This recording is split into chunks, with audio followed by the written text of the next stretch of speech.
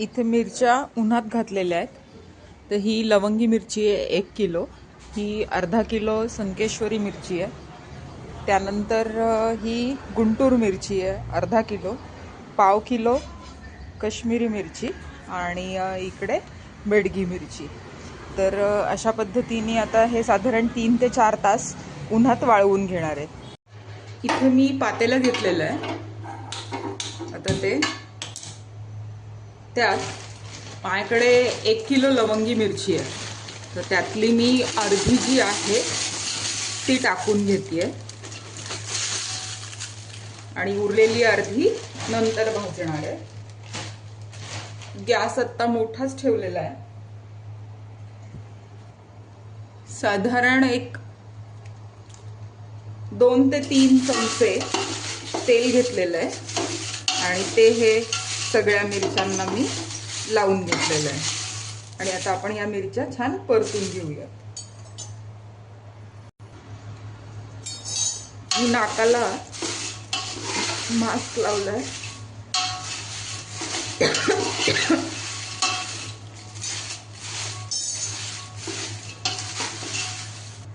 मिरची भाजताना मी एका साईडला झाऱ्या आणि एका साईडला पळी घेतलेली आहे। आता आपली मिरची ही भाजून झालेली आहे, ती काढून घेते। आता पुढची बॅच टाकलेली आहे आणि मगाच्या पेक्षा थोडं कमी आहे, त्यामुळे थोडं तेल टाकलेलं आहे। हे पण छान भाजून घेऊया। ही लवंगी मिरचीच आहे। आता ही सेकंड बॅच पण भाजून झाली आहे, काढून घेते। आता शंकेश्वरी मिरची आहे माझ्याकडे, ती टाकते।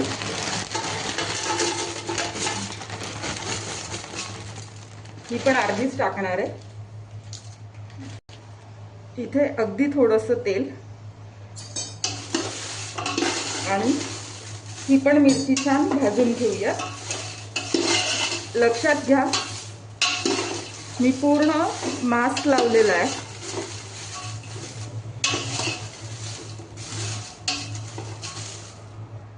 बघून घ्या, संकेश्वरी मिरची पण छान भाजून झाली आहे। आता ही काढून घेते। आता पाव किलो काश्मीरी मिरची आहे, ती पण टाकून घेतलेली आहे। गॅस मोठा करते आणि अगदी थोडंसं तेल, ही पण आपण छान भाजून घेऊया।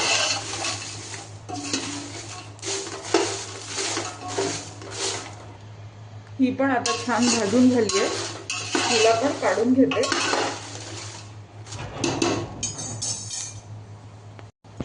आता पाव किलो बेडगी मिरची आहे, ती टाकून घेऊया आणि ती भाजून घेऊया। आता बेडगी मिरची बरोबर ही माझ्याकडे जी अर्धा किलो गुंटूर मिरची होती, तर ती टाकते आणि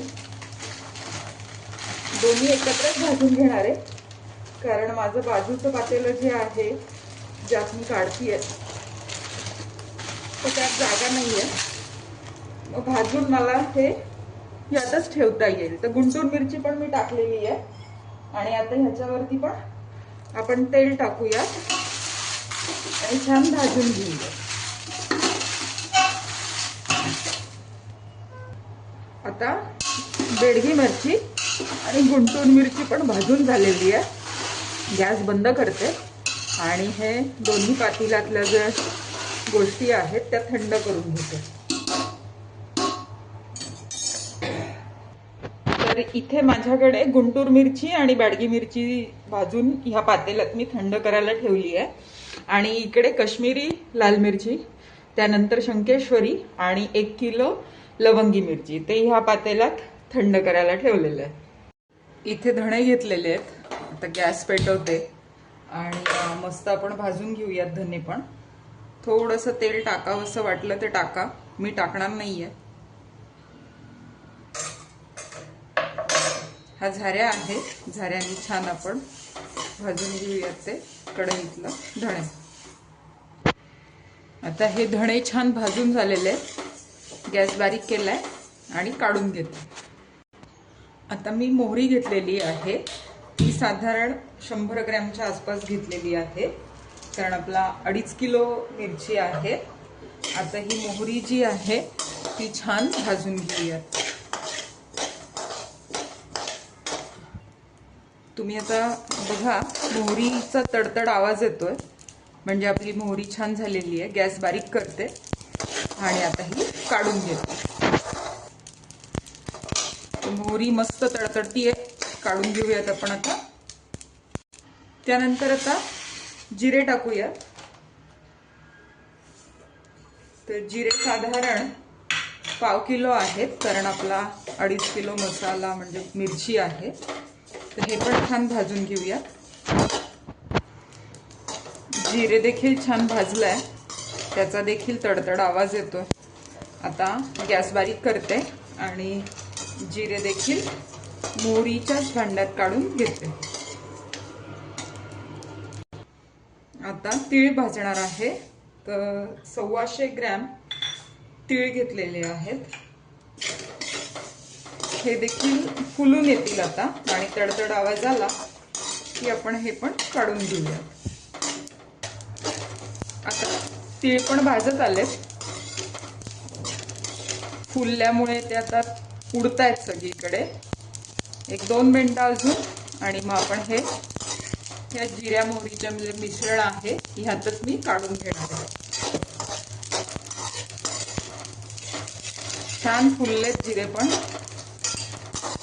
मोहरी पण तशीच फुलली आहे आणि आता तीळ पण मस्त फुललेले आहेत. बघू शकता तुम्ही, मस्त झालेलं आहे. आता गॅस बारीक केलाय, तीळ काढून घेतलेत आधीच्या भांड्यात आणि आता बडीशोप जी आहे ती 125 ग्रॅम घेतलेली आहे आणि ती देखील आपण भाजून घेतो आहोत. गॅस मोठा केलाय आणि बडीशोप भाजून झाली की आपल्या ह्याच मिश्रणात टाकणार आहोत. पर्यंत हे सगळं एकत्र मिक्स करून घेऊयात आपण.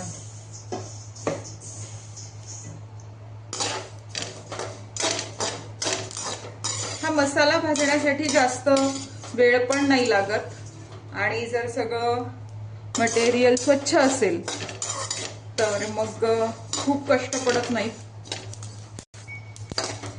आता तुम्ही बडीशोपचा रंग बघू शकता, बदललेला आहे. गॅस बारीक केलाय आणि हे काढून घेते. पुढचा जिन्नस टाकूयात. खसखस भाजून घेऊयात. ही साधारण 100 ग्रॅम आहे. अजून तुमच्याकडे 25 ग्रॅम असेल तर तेवढी खसखस चालेल. गॅस थोडा मोठा करते म्हणजे छान भाजली जाईल. आता खसखस भाजून झालेली आहे, ती काढून घेते. त्याचबरोबर आता हे तमालपत्र आहे तर ते टाकून घेते. तमालपत्र आपण छान भाजून घेऊयात. ह्यालाही तेलाचा वापर करणार नाहीये मी. जवळजवळ 50 ग्रॅमच्या आसपास तमालपत्र घेतलेलं आहे. हे तेल न टाकता भाजणार आहे. गॅस बारीक आहे.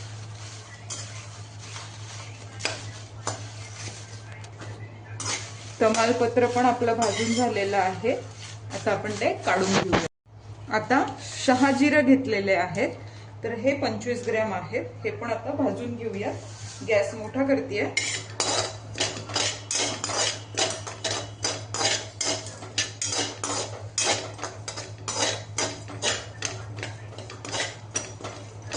शहाजिरे पण आपले भाजून झालेले आहेत, काढून घेते.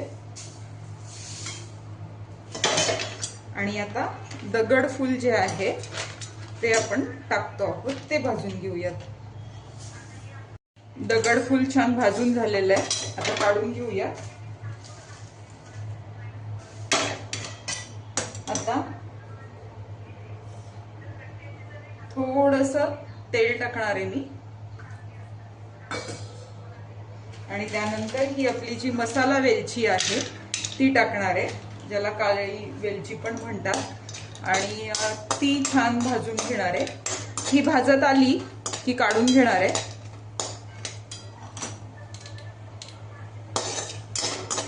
ही साधारण 25 ग्रॅम आहे मसाला वेलची.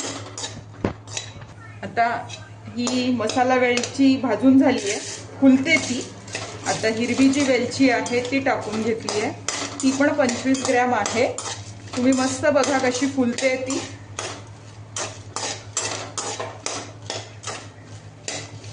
ह्या वेलची थोडंसं तेल टाकल्यामुळे छान फुलून येतात। आता हे दोन्ही वेलची झालेल्या आहेत, मी काढून घेते। आता हे माझ्याकडे कबाब चिनी आहे, चिनी टाकलेली आहे, त्यातच मी हे नाकेश्वर टाकणार आहे। दोघांमध्ये फरक आहे, तुम्ही बाजारातून आणलं की तुम्हाला लक्षात येईल। वेलची भाजलेलं जे तेल होतं त्यातच हे छान भाजलं जाईल, मी वेगळं तेल टाकणार नाहीये। आता ह्यातच मी मेथी दाणे टाकणार आहे, 100 ग्रॅम आहेत साधारण। 1 किलोला 50 ग्रॅम टाकतात, पण मी 100 ग्रॅमच टाकणार आहे। हे देखील ह्याच्याबरोबर भाजून घेऊयात छान। गॅस बारीकच आहे, आता थोडासा मीडियम करते। आता हे त्रिफळ आहे ते देखील मी याच मसाल्यात टाकणार आहे आणि छान आता हे सगळं भाजून घेऊयात। गॅसची फ्लेम थोडी मोठी केली आहे। आता हे तिन्ही पदार्थ छान भाजून झालेले आहेत, 4 पदार्थ आहेत, ते काढून घेते।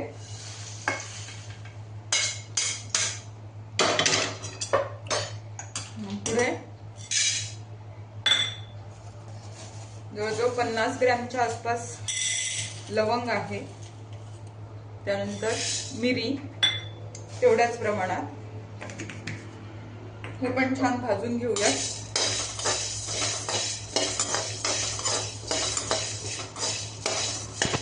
अगदी थोडंसं तेल टाकणार आहे म्हणजे मसाला फुलून येतो।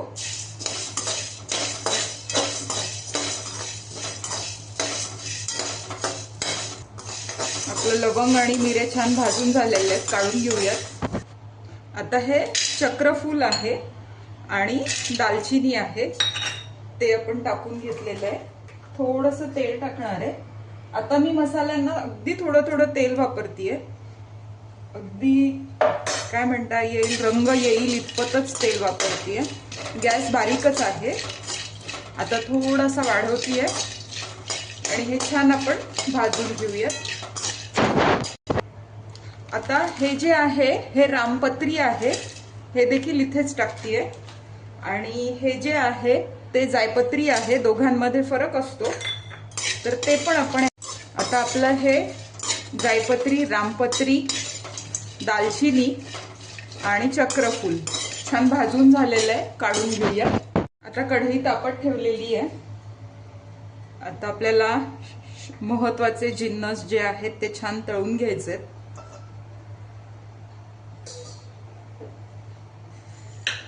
तर इथे तेल छान तापल्यानंतर आपण आधी हळकुंड जे आहे ते तळून घेणार आहोत।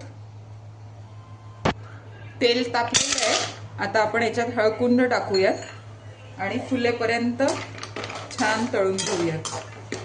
गॅस बारीक करते। आता इथे हळकुंड जे आहे ते मी बारीक गॅसवर तळून घेतलं होतं आणि आता गॅस मोठा केलेला आहे। अजून आतपर्यंत हळकुंड तळून निघायचंय, त्याचा शेप बदलून जातो, फुलून येतं ते। मी फोडून घेतलेलं आहे, नाहीतर हळकुंड एकदम लांब होतं, पण आतपर्यंत तळलं जावं म्हणून मग मी त्याला फोडलेलं आहे। हळकुंडाचा पूर्ण शेप बदललेला आहे। हे हळकुंड तेलात फुटायची भीती असते, त्यामुळे जपून। आता छान झालेलं आहे तळून आणि हळकुंड तळण्यासाठी तेल व्यवस्थित टाकायचंय, अजिबात कंजूसी करायची नाहीये। आता आपलं हे हळकुंड झालेलं आहे, ते काढून घेते। इथे तेल हळकुंड काढून घेतलं, त्यातच आपण सुंठ टाकणार आहोत। आता ही सुंठ देखील आपण तळून घेऊयात। रंग सुंठ जो आहे तो पिवळसर येणार आहे, कारण आपण आधी हळकुंड तळून घेतलंय आणि त्यानंतर सुंठ।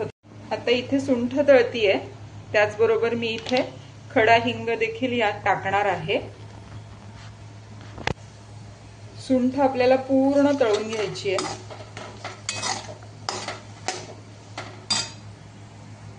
इथे हळकुंड देखील आपलं छान तळलं गेलेलं आहे।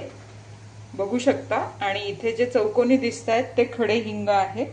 आता हे आपल्या मिश्रणावरती सगळं हळकुंड टाकून घेते। एकदम वजनाला हलकं होतं, म्हणजे आधी परतताना एकदम कडक लागतं आणि जसं जसं ते तळून निघतं तसं वजनाला हलकं होऊन जातं। तर हळकुंड नाही, सॉरी, सुंठ आहे ही आपली। तर हळकुंड आणि सुंठ तळून झालेलं आहे। आता फक्त जायफळ आपल्याला तळायचं आहे। तेल कमी केलंय आणि आता हे जे जायफळ आहे ते मी टाकणार आहे। गॅस बंद करणार आहे। गॅस बंद केलाय। आता हे जे जायफळ आहे ते ह्याच तेलावरती छान होऊन जाईल, त्याला गरम करण्याची आवश्यकता नाहीये।